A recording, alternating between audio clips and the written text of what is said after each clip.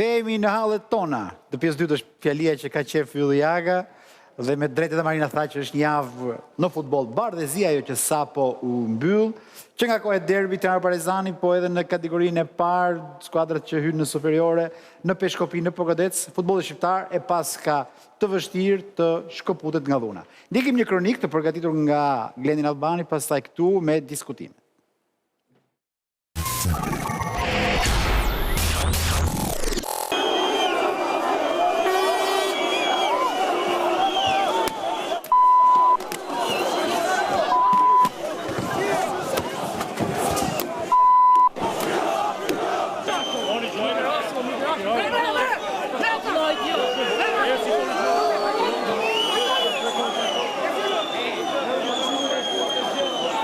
Në derbi pranohet gjithçka, por kjo nuk mund të jetë motoja e një ndeshje e futbollit që në historinë e saj mbart kujtimet e përballjes më të bukura të futbollit shqiptar. Që një ndeshje e tillë të jetë tensionuar, kjo është pjesë e lojës. Madje edhe fyerjet apo fjalori banal në realitetin shqiptar po bëhen gjithmonë më normale. Si u kalua ky kufi, edhe hedhja e sendeve në fush, nxitja apo provokimet, po tentojnë të bëhen sa më normale, vetëm e vetëm për një fitore, vetëm për një sukses në sport.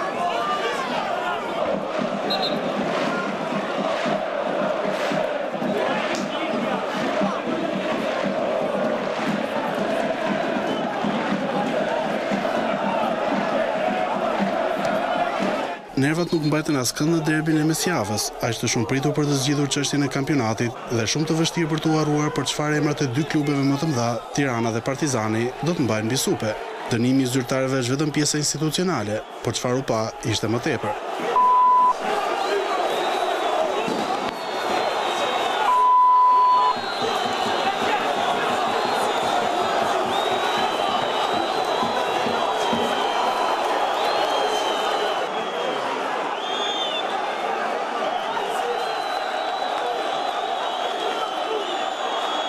Pasi situata që gjithkush ndihet i turpëruar se si mbriti deri këtu, se kush provokoi apo reagoi, sigurisht që nuk kishte asgjë rrethojë 90 minutëshit, për një akumulim i ngjarjeve të mëparshme të tifozerive, deklarata në media e ngacmimet që duam t'i bëjmë si kudo në botë në prag derbi, por ne as për të kopjuar nuk dim. Në situata të tilla kufiri mes motivimit dhe nxitjes është shumë i vogël, që euforia shpesh bën ta kapërcejnë.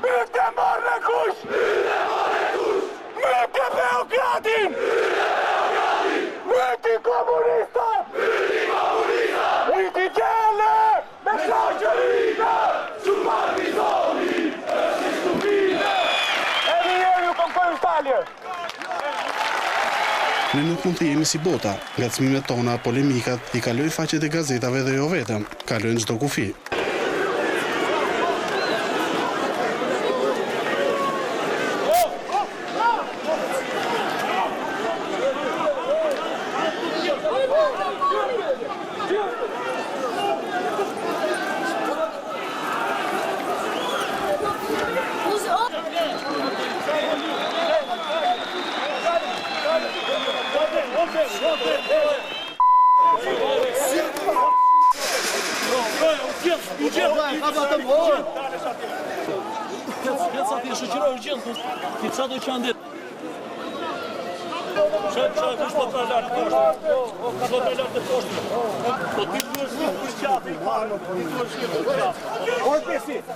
Dhe gjitha kjo ndodh ku askush nuk e pret në kryeqytet, në ndeshjen më historike, më të madhe të futbollit shqiptar, ndërkohë që shembulli i tyre u përkeqësua. Fundjava ka rezervuar më tepër se rezultate sportive, për leshje dhune që pasuan përballjet vendimtare të kategorisë së parë, nga ku siguroi kualifikimin për në superiore. Por Gradeci luftëtari pas një ndeshjeje normale të përfunduar 1-1, mbyllet me akte të frikshme.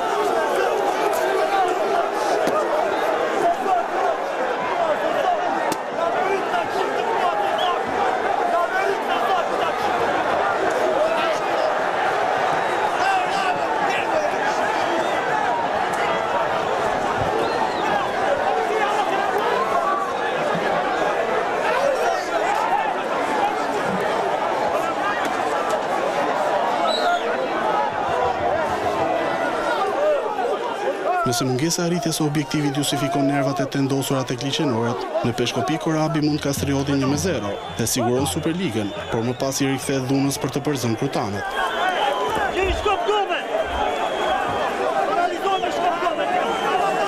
dhe pas gjithë këtij degradimi fshihet motivi sportiv. Ai një arritje historike për kualifikimin në kategorinë më të lartë të futbollit shqiptar. Po si mund të festohet mes Dunës e Gjakut? Ja u kualifikuan, ndeshjet u harruan bashkë me rezultatin dhe ajo që mbetet janë këto skena. Suksesi u arrit, po tani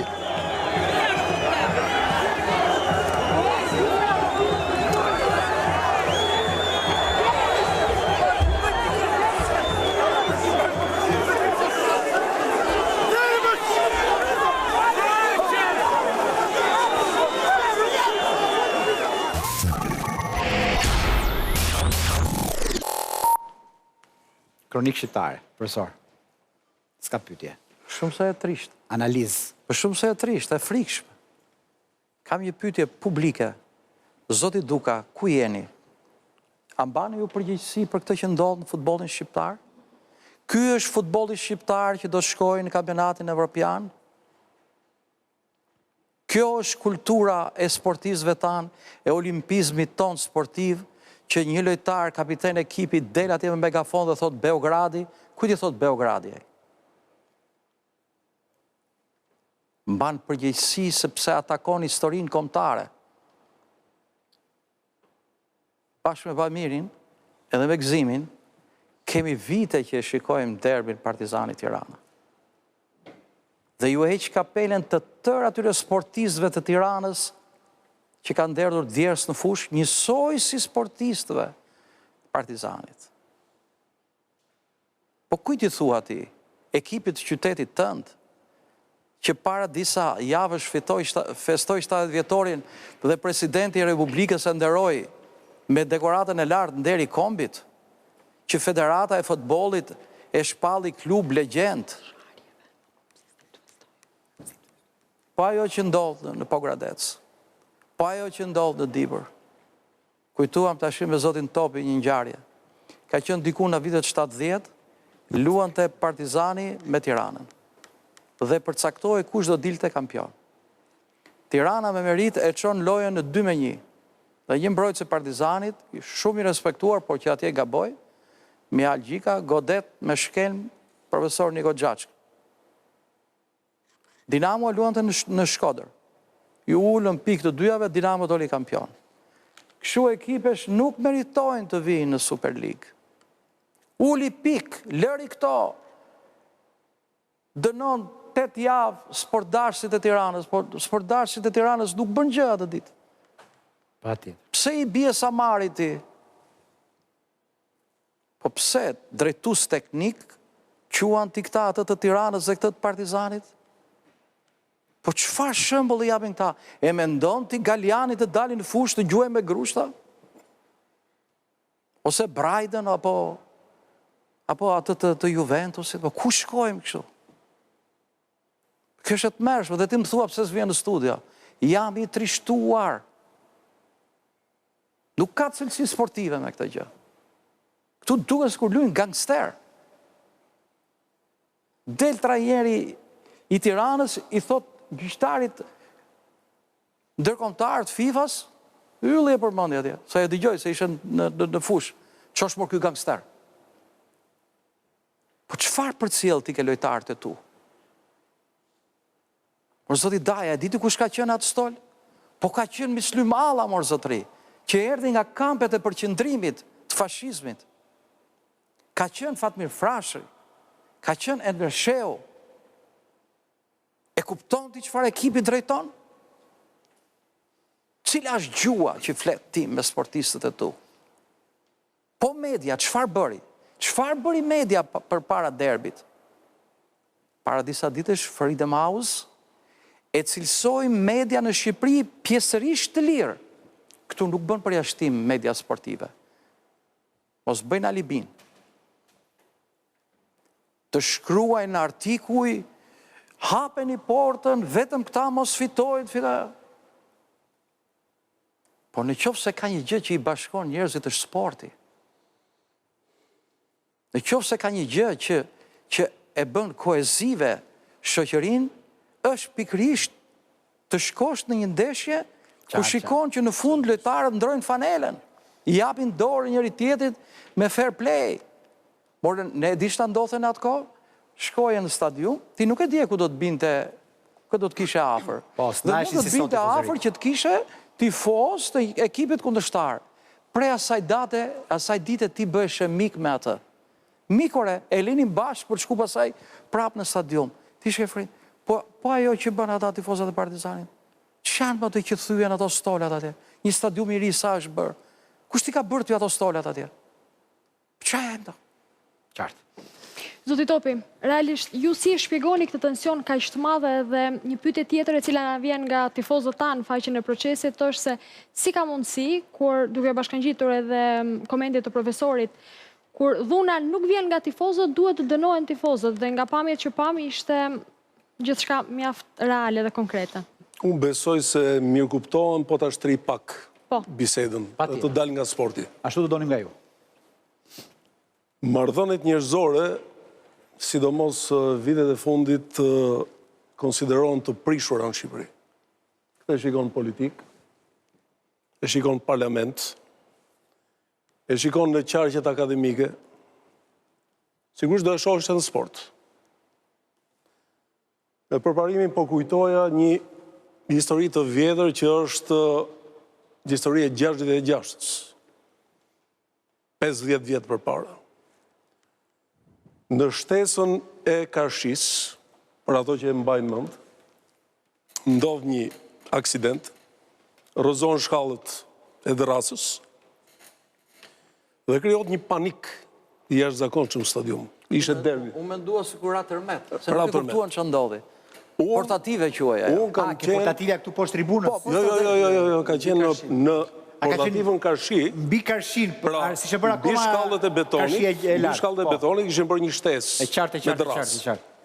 Unë kam qenë Karshi, dhe pse solla në vëmendje? Sepse në kulmin e agonizmit futbollistik, në kulmin e atij rivaliteti që të jepte derbi Tirana Partizani, me njëherë pat një solidaritet njerëzor.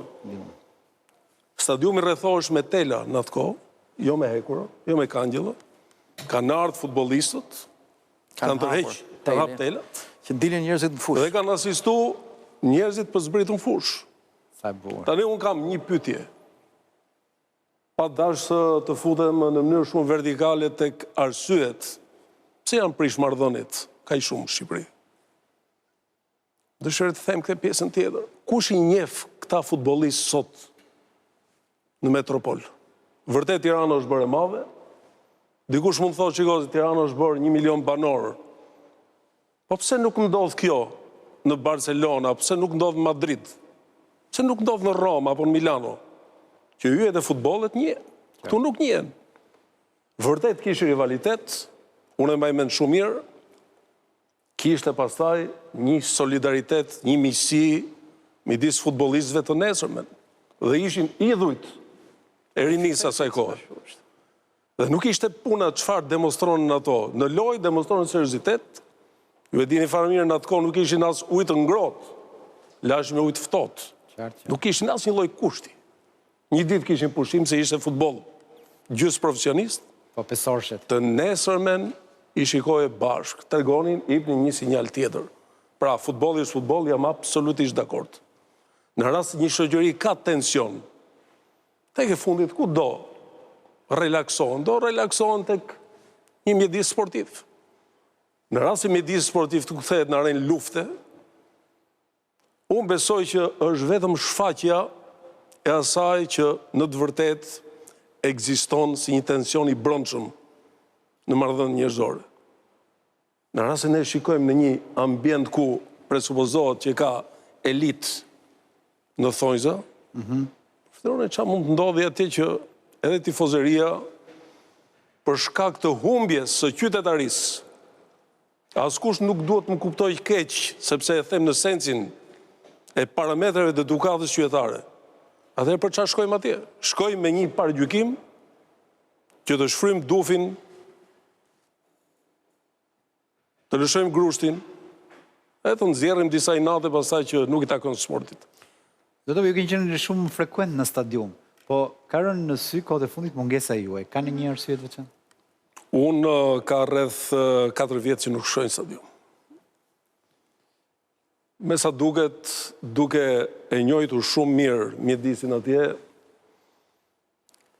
kanë pas një shprehje shumë bukur zviceranët, në një moment kur zyriu po kalonte ditë të vështira për shkak të një emigracioni që kishte bërë qytetin të pabanueshëm. Tentonin qytetarët e zyriut për t'ikë në periferi, në për ato fshatrat piktoresk. Edhe i gjithë qyteti ishte mbushur me parrulla. Ky qytet të ofron ty pikërisht atë për cilën ti s'ke nevojë. Ai stadium që më ka mbushur me emocion, qysh 3-4 vjeç, sa ka në memori njeriu, ku nuk harroj që e shoqëroja derbin Tirana Partizani me një tremor, me një dridhje të trupit, që kështu e kanë kaluar gjithë, apo jo? Ashtu? Sigurisht më vjen shumë keq. Jo vetëm që s'ta jetë më atë emocion, po për çfarë shkosh? Njeriu shkon të relaksohet, shkon të ndjek pasionin e vet, dhe kam thonë në një intervistë, na vrat pasionin, të vetëm pasion që na mbeti nga kjo histori, të vetëm pasion. Basketbol s'ke më, volleyball s'ke më. Futboll në ashtu e ke si e ke, kur të vrasin dhe pasion në fundit, sigurisht me koshiencë plot nuk shkoj, sepse i kam parashikuar, i kam paraprirë me imagjinatën time që kështu do të ndodhi.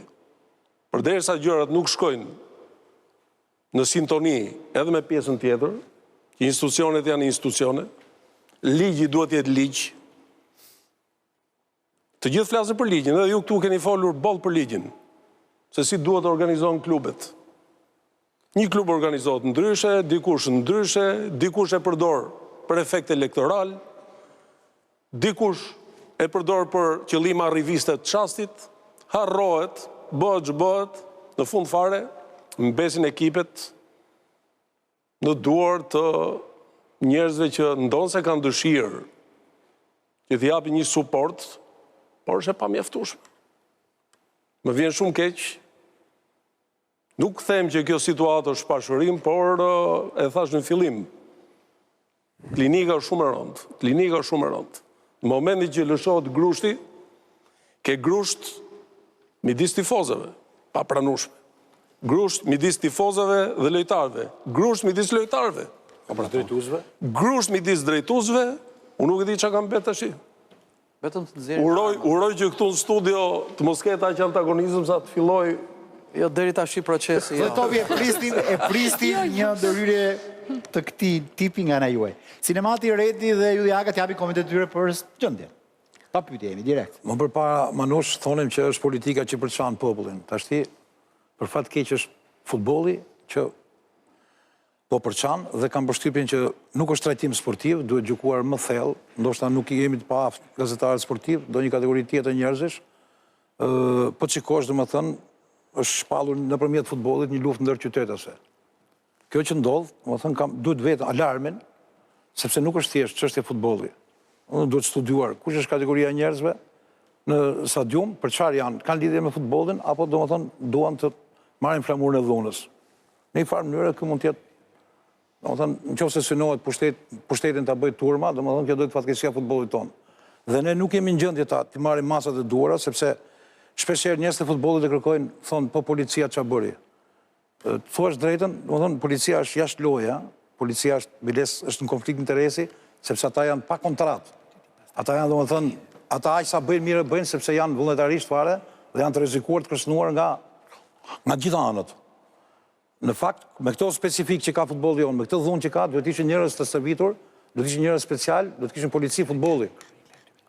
Aq investime sa bëjmë neve dhe aq para sa krenohemi me këtë vrrullin e madh stadiumeve, neve të krenohemi për stadiumet, por ne akoma nuk mendojmë që kush është populli i këtij stadiumi. Kush është ky popull që do rritë këto stadiume që po investohen miliona? Duhet investohen edhe për ata që do rrinë këto shtëpi të reja. Dhe nuk do ta dorëzojmë këtyre njerëzve. Sepse ne tani themi që na ka dalë komanda, na doli jashtë komande futbollin në Peshkopi dhe në Pogradec. Po ne na ndodhi mund mes derbit. Dhe pse mos ndodhte? Kishte gjithë ato civila në pistë. Ishte për të ndodhur, ajo paralajmëroi. Ne kemi parë me vite ndeshje që kur ka civila aty paralajmërohet diçka. Gjithë ato civila që lejohen në ndeshjen derbi brenda. Oke, jo, para se të marrë një koment, ndoshta edhe nga Redi. Më ma e vetëm një minutë fjalë. Po, më përsor, çfarë thua? Në këtë studio, kur kemi argumentuar pse Kasi duhet ja jepte 3 pikët Shqipërisë në gjykim, në tavolinë, kemi dhënë një argument që një krye tifoz serb, Ivani i Tmerrshëm, ishte dënuar që 2 vjet mos hynte në stadium për shkak të asaj që bëri në Gjenova. Ju kujtohet? Do një flamurin shqiptar. Atëherë, si ka mundësi që në derbin Partizani Tirana, një person, drejtuesi i Tiranës, nuk po ja përmend emrin për etik, ka qenë këtu në studio, është dënuar mos shkojnë në stadium dhe ai hyn në stadium. Më fal. Në fillim rregulli, pastaj liria.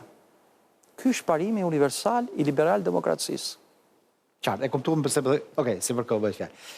Para se të kemi një koment, sot ka pas një shkrim interesant nga Sinemati për çmimin, a ka derbi një çmim? Nga tërdi kjo ide, gëzim se dhe shohim tani kronikën, po nga tërdi ide që pse nga doli? Flitet shpesh herë për para këtu këne, domethënë, Pra, kjo dhe në futbollin e sotëm, domethënë, është glorifikohet shumë paraja. Megjithse po të flasin gjithë me sinqeritet, ekipet kanë muaj pa u paguar, dhe nuk e di se si dalin në fund, po prapë si prapë, domethënë, del në pa paraja dhe ky brez duhet t'i japësh një kaset të madhe të brezet që i shkuan, që luajtën futboll argëtues, futboll të ndershëm dhe nuk kanë luajtur për kaq shumë për para. Ndërsa sot shitet dhe blihet futbolli si një plaçk e rëndomt dhe më ka lindur ideja, domethënë që mos flitet shumë për para, flitet më shumë për atë që ndodh në fushë për lojën. Saktësisht se çfarë ke shkruar sot i Gzim në gazetën Panorama, ne e kemi përkthyer në formën e kronikës që vjen tani. Editoriali, ky derbi nuk është për të shitur nga Gzim Sinemati.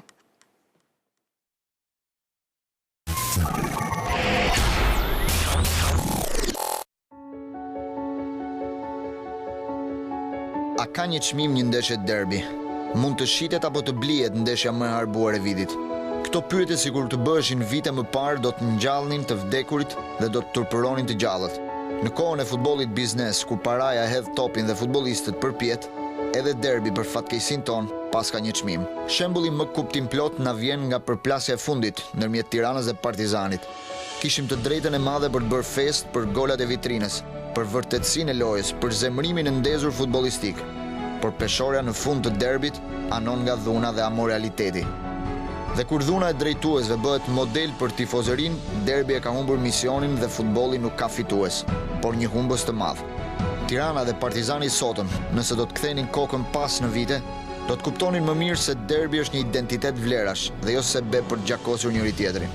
Si për tersin ton, sado që mundohemi ta përdorim si kozmetik kualifikimin evropian, gara e kampionatit zbulon pa mëshirë shëndetin e sëmur të një futbolli që shtiret. Dhe shtirja më hipokrite në derbin e fundit, mëkati më i madh në historinë e derbit të kryeqytetit nuk është dhuna, por çmimi që i vun ndeshjes së madhe. Presidenti i Tiranës Alili e ka pranuar publikisht se Skënderbeu do t'i jepte 50 milion lek nëse ndalonte Partizanin. Pra armiku më i madh i këtyre 2 klubeve, të cilët kanë bërë historinë, guxon t'i blej luftën, një betejë që askush ndër vite nuk ka guxuar ta peshoj me para. Në një futboll që krenohet me vesin e shitjes dhe të blerjes, në të gjitha kategoritë e moshave, paraja e fryn dhe e shfryn topin e lojës sa herë të doj. Ndaj ka një opinion që kërkon të popularizohet, se t'i japësh para kundërshtarit për të mundur një tjetër nuk është mëkat, por një kurth i pranuar. Një pyetje për Tiranën e zotit Alili. Po kur luajtën kundër Skënderbeut, ekipit kampion, me të cilin nuk kanë bërë kur dashuri, por kanë pasur përplasje të forta në fushë dhe jashtë saj, pse u mungoi inati dhe rebelimi bardheblu? Edhe kur shënuan golin e Muçës, një gol flagrant, por që i mungonte skenari dhe u anullua, bardheblut nuk patën fuqi as për të qarë dhe as për t'u ankuar. Tani pas asaj që kemi përjetuar në derbi mund të pyesim pa frikë. Po ndeshja me Skënderbeun a ka patur një çmim? Kjo pyetje i ka përcen kufit e klubit bardheblu. Dhe po ta ndjekësh nga pas, mbri në portat e federatës.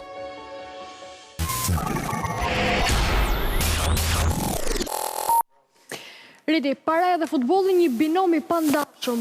Si mund ta bëjmë neve që paran ta çojmë në të mirë të futbollit? Në fakt për fat keq në kohët moderne binomi është shumë i pandashëm. Zakonisht, titulli zakonisht, shumë shpesh, Leicester ishte ajo që bëri një përjashtim nga rregulli. Titulli shkonte te skuadrat më të pasura. Shkon atje ku duhet. Ne nuk kemi përshpikur në gjë.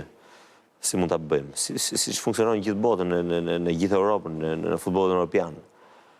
Thuhet që asnjëherë nuk ka dalë titull jashtë 4 skuadrave të para që kanë buxhete më të mëdha, që kanë lojtarë më të paguar, etj, që kanë brende më të fortë. Pra gjërat shkojnë në rrugën e dur. Pra janë skuadra të pasura të cilat fitojnë titujt. Dhe nganjëherë, për fat mirë, ndodh që edhe një skuadër që nuk është e pasur si ato fiton dhe titullin, sepse futbolli është relativ. Problemi është që neve këtu nuk kemi një rregull të qartë të funksionimit të gjërave. Sepse për këto para që flitet nuk janë para të deklaruara, nuk janë buxhete të deklaruara, ne nuk e themi dot se kush janë skuadrat më të pasura, se çfarë janë, a janë premje të deklaruara apo jo, sepse këto para i quhen pikët atje apo i quhen këtu. Pra paraja vetvete nuk është një gjë e keqe nëse investohet siç duhet, është e deklaruar dhe ne të gjithë e dimë se çfarë bëhet me skuadrat dhe tjetrën. Por gëzimi e kishte fjalën për para të padeklaruar, të cilat nuk janë në buxhetet e klubeve, të cilat neve nuk i llogarisim dot, pra për të ditur kapitalizmi alla shqiptar, për të ditur kush është e tjera tjetës është dhe në futboll. Ky është komenti për fjalën e para. Kurse për dhunën më vjen keq që neve her pas here i rikthehemi kësaj. Por e kam thënë më parë që të rikthehesh një problematikë të tillë në 2016-ën dhe në 96-ën që e kujtojnë, sepse një situatë të tillë në mbaj mend në 96-ën për shembull, isha vetë në fushë, atëherë luaj me Partizanin. Për hir të kësaj që po flasim dhe të derbit. Ne luanim kundër Teutës në ndeshjen e fundit të kampionatit dhe fal fitores tonë ndaj Teutës, Tirana fitoi titullin. Neve kishim marrë premio, mund të thuhet hapur, nga të dy skuadrat, po vendosëm t'i merrnim për fitoren tonë pra, jo për humbjen tonë. Dhe kjo ishte në 96-ën. Pra fituam neve kundra Teutës, fitoi Partizani kundra Teutës dhe i shkoi titulli Tiranës. Por mbaj mend ndeshjen në cilat Tirana na ka toleruar kur isha me Dinamon. Tirana ishte kampion, po themi 10-12 pikë përpara, në mënyrë që një skuadër të kryeqytetit të rinte në superiore. Këto geopolitika futbollit. Prandaj themi këtë vit që Korça po përkon duhet. Skuadrat e kryeqytetit kanë pas një rivalitet shumë të, jo kanë pasur, e kanë, dhe do ta kenë. Por ama rivaliteti shëndosh, sepse ne themi që na duhen derbët, na duhen përballjet midis njëri tjetrit, po në qoftë se shkojnë në këtë pikë nuk na duhen fare. Sepse dhuna e transmetuar nga Partizani Tirana poshtë është shumë e dëmshme. Gjëcila kemi nevojë edhe mendimin tënd. Sigurisht që bota e sportit ka një nevojë të madhe për gjithë praninë e femrës. Shpeshherë bëjmë thirrje në procesin sportiv edhe përfitojmë nga rasti kur kemi vajza që të bëjnë thirrje dhe ato të jenë pranishme në futboll, por realisht pamjet e tilla jam e bindur që ndikojnë shumë tek ty. Çfarë ndjesie kanë shkaktuar këto pamje dhe veçanërisht dhuna? Është shumë e vërtetë Marina dhe një ndër arsyet që kam qëndruar larg stadiumeve, pavarësisht se moda dhe futbollistët ecin paralelisht. Këto pamje të frikshme kanë qenë pikërisht motivi përse kam qëndruar larg stadiumeve. Kam pasur fatin të jem prezente tek derbi Inter Milan dhe kam parë një kulturë sportive që këtu tek ne absolutisht nuk ekziston. Dhe mungesa e punës të futbollistëve, atë që nuk arrin dot ta shfaqin me anë të punës, e shfaqin nëpërmjet dhunës. Unë këtë kam arritur të konstatoj me atë syrin tim, aq sa mundem që të perceptoj. Futbollisti shqiptar më shumë i kërkuar nga modelet në Shqipëri? Nuk e di. Ta zbusin që. Ama fillove tani? Preferoj mos prononcohem për këtë pjesë. Ylli Aga, si përfaqësues i Supersportit, i këtij rrjeti më të rëndësishëm transmetimit të kategorisë superiore, por dhe i medias në përgjithësi, çfarë duhet bëjmë ne më shumë si media? Mund t'japim një ide që të kemi më pak se gjeste tilla. Unë mendimi im është që ne kemi sot më shumë informacion për dhunën, sepse ajo pasqyrohet më gjerësisht në media. Transmetimet live sigurisht e kanë më januar disi në kategorinë superiore, por ato që ndodhen në kategoritë inferiore është një problematik më vete. Por duke u ndalë një moment, unë besoj që nëse ka një dështim spektakolar të këtyre viteve, është fakti që ne kemi dështuar se ndërtuar institucione. Dhe një institucion është dhe një klub futbolli. Klubet e futbollit nga një pasuri e publikut në secilin qytet, në secilin komunitet, ka përfunduar në duar të gabuara, në rastin më të mirë në duar të papërgjeshme dhe në rastin më të keq, disa klube sot administrohen nga grupe të mirëfillta kriminale, të cilët janë një rrezik potencial për të ardhmen e futbollit tonë, dhe unë besoj që në këtë pikë duhet ndalur për të parë... Kush janë këto grupe, Ylli? Nuk mund t'i them emra tani, por unë besoj që ata që janë afër sportit e dinë mirë se cilët janë ata klube dhe cilët janë njerëzit që kanë në administrim klubet tona të futbollit.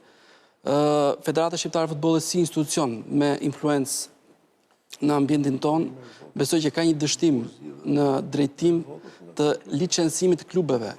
Klube të cilat janë vetëm një skuadër futbolli si pasojë një vullneti të një njeriu caktuar që për interesat e tija edhe ca lek në futbol dhe dëshiron me ngulm të nxjerrë në kategorinë superiore. Dhe unë besoj që në këtë pikë Federata Shqiptare e Futbollit ka dështuar. Por në anën tjetër, unë besoj që Federata Shqiptare e Futbollit është institucioni që i shkon sinkron ajo e reklamës që ju sillni njerëzit, ne sjellim festën. Federata Shqiptare e Futbollit në çdo stadium çon arbitra, çon delegatë ndeshje, çon një top futbolli. Nëse kemi atë lloj konfliktualiteti që përmendi presidenti Topi, ngjarje të tilla do na ndodhin çdo javë dhe ky është rreziku më i madh që i kanoset futbollit tonë. Qartë. Sinemati? Papi, më falë. Doa ta falenderoj publikisht zotin Aga. Kam qenë pak skeptik për komentet e Agës, po sot e fitoj betejën, të kërkoj ndjes publikisht, sepse keni thënë një të vërtet të madhe. Dhe unë nuk habitem nga kjo, se kur ne artojmë një ligjë dekriminalizimi për parlamentin, nuk është çudi që edhe në mediat ketë grupe kriminale, edhe në sport ketë grupe kriminale. Po në sport, efekti është më i madh sepse është një medium shumë i gjerë, ku në një stadium minimumi do shkojnë 2.000, 3.000 apo siç ishte. E ke vënë që gjithë ndryshoi procesi prezore, ke vënë? Jo. Ai nuk ka ndryshuar. Unë ndryshova opinionin për të. Lidhur me median, unë do të thoja diçka. Ne na duhen gazetar të markës Gzim Sinamati. Ta themi të vërtetën ashtu siç është. Prandaj kemi në kryet vendit. Profesor, më fal, doja ty shkëpuz. Kam kuriozitet pse Ylli u bë Ylli bio, u largu nga Federata nga Tirana. Leicesteri, një nga sekretet që ka që fitojnë Premier League, përdorte një priv budist për të largu shpirtat e këqij. Ylli Aga, kur vjen proces, e largon shpirtat e këqij. Tani më fal pak, duhet të ndërpres diçka, jemi drejt për drejt Top Channel dhe presidenti i Tiranës, zoti Refik Alili, ka kërkuar të lidhet drejt për drejt me procesin sportiv në telefon. Mirëmbrëma zoti Alili. Mirëmbrëma. Mirëmbrëma të gjithëve. Je i mirëpritur në këtë tribunë sportive. Me gjithë komentet dhe opinionet tuaja. Faleminderit Manushi. Unë ju përshëndes të gjithëve dhe do kisha dëshirë që të isha fakt në emision, kam marrë sinjale nëpërmjet zëdhënësit të shtypit të klubit tonë sot, kam telefonuar zotit Bufa, i kam kërkuar që jam gati të vinë në emision, se më thanë që dhe ishte mirë që të vije, më thatë do të telefonoj dhe fakti është që nuk e mora një telefonat dhe nga Blendi, mora vesh që kështë thonë që Alili nuk është digjuar ose nuk ka telefonuar për të ardhur në mision. Jo, ka një keq kuptim, zoti Alili, ta jep të shpjegim se që jemi drejt për drejt me publikun e gjërë. Ideja e autorëve të programit, sot kur i mbledhur ishte që të kishim në studio, ju dhe zoti Ndemi për një përballje sportive ashtu si që ka stili dhe niveli juaj, dhe kjo na dështoi gjatë rrugës, por do ketë një keq kuptim se kjo ka qenë ideja jonë parsore. Kjo studio është gjithmonë e hapur dhe ju jeni këtu si në shtëpinë tuaj, kështu që kjo nuk ekziston. Ja, ky është një moment i mirë për të thënë edhe një opinion nga ato që keni në mendje. Faleminderit. Unë ju përshëndes dhe e dëgjova profesorin në shumë vëmendje, e dëgjova edhe zotin Topit në shumë vëmendje, edhe Ylli Agët më pëlqeu shumë që gjërat tonë troç, edhe unë kështu kam edhe dëshirë që edhe vetë të flas. Edhe në qofë se do të shikoni që në të gjitha emisionet po nga plasit për shpirti për të thamë atë të vërtetën, mi po edhe kur i thu të vërtetat si kur nuk zëjnë vend, se paka shumë në të gjitha emisionet sportive janë të zotruara në përgjithësi që managjon shumë mirë, pra kanë nga një përfaqësues të federatës, kanë nga një vëzhgues apo nga ish arbitra, të cilët kanë vite që zotrojnë çdo gjë që edhe kur kanë i diçka që duhet ta thonë të vërtetën, është pak sa e vështirë që t'ja nxjerrësh të vërtetën në rastet e penaltive, të fallave të tjera. Nga këto gjërat e vogla vinë edhe ato të mëdha. Unë do të thoja, pika e parë, ju mora për sa i përket zotit Zim Sinemati, i cili thot nga goja Lilit ka dalë ajo që ju dëgjuat.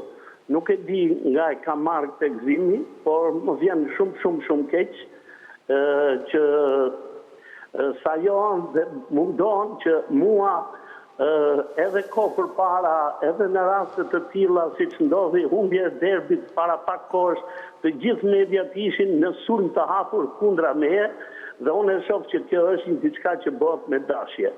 Po ju them, kam 11 vite që financoj dhe vazhdoj të kontriboj dhe sot nuk është më kontribut, po është një detyrim imi, është një shoqëri private dhe unë kam filluar ta shikoj si biznes. Është e vështirë që të shkosh nga një grop e zezë edhe ta zbardhësh. Don shumë punë, don shumë sakrificë dhe shumë kujdes dhe menaxhim të mirë. Është viti i parë që unë vazhdoj, por të paktën kur njëherë nuk kam bërë një kompromis, kur nuk kam të lëruar një ekip dhe kur nuk kam pranuar që të bëj marrëveshje me cilin do ekip dhe besoj se kjo është e parë dhe e dukshme në shumë vite. Nëse akoma nuk e kanë kuptuar, nuk e di se si mund t'i bind, po unë them nuk ka gjë që ju nuk dini. Për sa i përket ndeshjes e cila u organizua atë ditë, ka qenë them se shumë e organizuar shumë mirë nga ana jonë. Dhe unë çfarëdo që të thot, maj përgjithësi dhe e kam dënuar dhunën, e kam dënuar edhe drejtorin sportiv të klubit tonë, pra Devi Munka, ku kam thonë nuk ja falë dhe është e pa falshme për Mukën për ato veprime që ka bërë.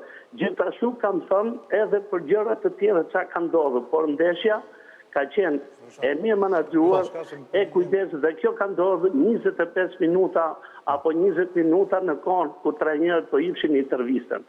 Dhe në finale e pranoj maj dhe unë përgjithësitë e mia, por nuk kam pas çfarë me bërë. Çdo gjë ka qenë shkëlqyer, vendet për Partizanin në tribunën. Zoti Alili, ju lutem, ju kërkoj një mirë kuptim, qëndroni ju lutem në linjë, po të keni mundësi në reale, sepse Zoti Topi, fillimisht, pastaj Sinemati dhe Yliaga mund të kenë ndërhyrje. Zoti Topi. Unë përshëndes zotin Alili dhe kam rastin të kujtoj një bashkëpunim jashtëzakonisht mirë me të dhe me donatorët e tjerë. Qartë.